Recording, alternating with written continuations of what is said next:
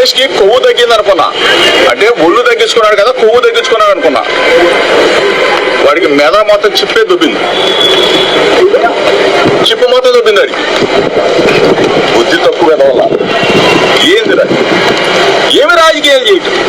అయ్యా నేపాల్ రాజా, ప్రతి నెల లండన్ మందులు వాడే మీ అధినేత జగన్మోహన్ రెడ్డికి ఇప్పుడు చిప్పు బాగుందంటావా? ఇలాంటి రేగబలిసిన మాటలు, ఒళ్ళు కొవ్వెక్కిన మాటలు మాట్లాడబట్టే పరిస్థితి ఇంత దూరం తెచ్చుకున్నావు. గతంలో అధికారం ఉన్నన్న మదంతో నువ్వు చంద్రబాబు నాయుడు గారి ఇంటి మీదకి పోయావు.